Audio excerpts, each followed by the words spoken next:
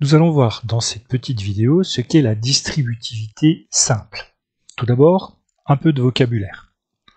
Donc on se souvient que le résultat d'une addition s'appelle une somme. Lorsque je fais 7 plus 5, j'ajoute deux termes et ça me donne une somme. Le résultat d'une soustraction s'appelle une différence.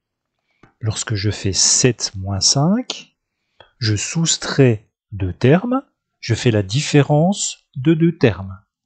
Et j'obtiens donc une différence. Et le résultat d'une multiplication s'appelle un produit.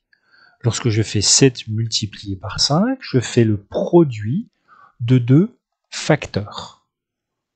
Donc le résultat d'une addition, c'est une somme, le résultat d'une soustraction, une différence, le résultat d'une multiplication, un produit.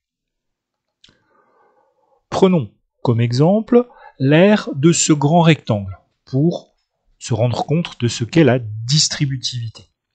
Pour calculer l'aire de ce grand rectangle, eh bien, je peux calculer la longueur de ce côté que je multiplie à la longueur de celui-ci. Donc 3 multiplié par 4 plus 7. Je peux procéder d'une autre façon. Mon grand rectangle, je le partage en deux. Un petit rectangle bleu, dont l'aire est 3 multiplié par 4, et un grand rectangle rouge, dont l'aire est multiplié par 3 multiplié par 7. Et bien entendu, mon grand rectangle étant le même, je vais obtenir la même chose. On peut vérifier en faisant le calcul. 4 plus 7, ça fait 11, et 3 fois 11, ça fait 33. 3 fois 4, ça fait 12, 3 fois 7, ça fait 21, et 12 plus 21, ça fait bien 33.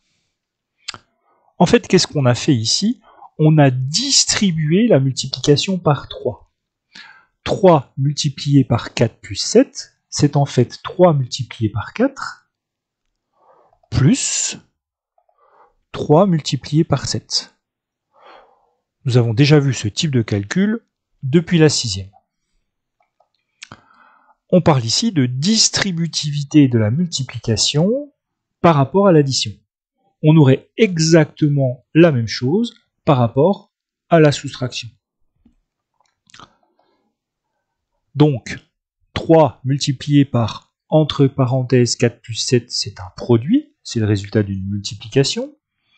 Et 3 multiplié par 4 plus 3 multiplié par 7, c'est une somme. Eh bien, lorsqu'on transforme un produit en somme, on appelle ça développer. Et lorsqu'on fait l'inverse, lorsqu'on transforme une somme ou une différence en un produit, on factorise. On va généraliser cette situation en prenant n'importe quelle valeur pour les côtés du triangle. Donc K, A et B. Donc si j'exprime l'aire de mon rectangle ici, K multiplié par A plus B, eh bien je vais distribuer la multiplication par K. Donc K multiplié par A plus K multiplié par B. On obtiendrait exactement la même chose avec une soustraction.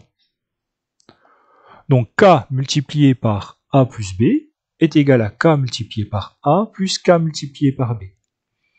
Donc quand je transforme mon produit en somme, je développe.